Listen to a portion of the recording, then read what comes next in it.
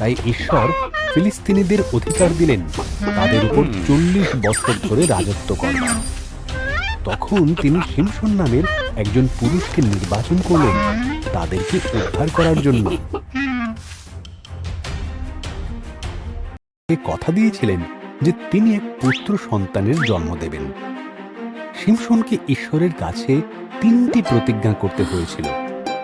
সে মদ্যপান করবে না, মৃতদের ছুঁবে না, কখনো নিজের চুল কাটবে না।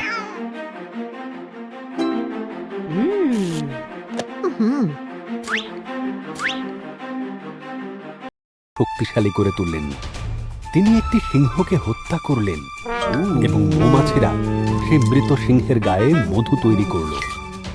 শিমশন সে মৃত সিংহটিকে স্পর্শ করলেন এবং ঈশ্বরের কাছে করা প্রতিজ্ঞাগুলির মধ্যে একটি প্রতিজ্ঞা ভঙ্গ করলেন। এমনকি তিনি সেই মধুও খেলেন।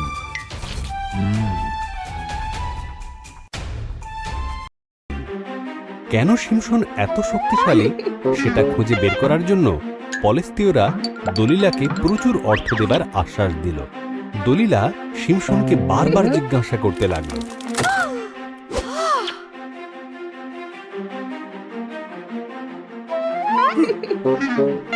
দলিলাকে বলেই দিল তার শক্তির রহস্য।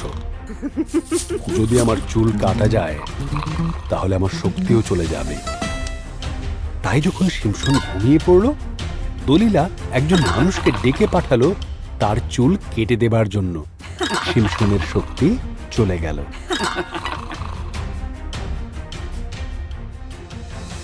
সহজেই তারা তাকে বন্দি করল। তারা তাকে অন্ধ করে দিল। তারপর তারা শিমশনকে কারাগারে বন্দি করল এবং তাকে দিয়ে ভারী ভারী পাথর টানার কাজ করাতে লাগলো।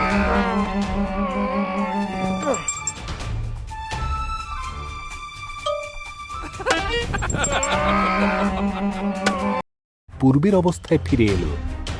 ফিলিস্তীয়রা শিমশনকে তাদের মন্দিরে নিয়ে এলো তাদের মিথ্যা দেবতা দাগনকে ধন্যবাদ দেবার জন্য।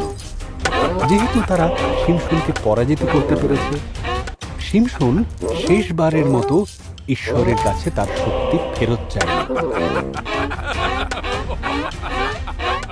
মারলেন, মন্দিরটি ভেঙে পড়ল। সমস্ত ফিলিস্তীয়রা মারা গেল এবং সঙ্গে শিমশনও। শিমশন তার প্রতিশ্রুতি রাখেনি, কিন্তু ঈশ্বর রাখলেন।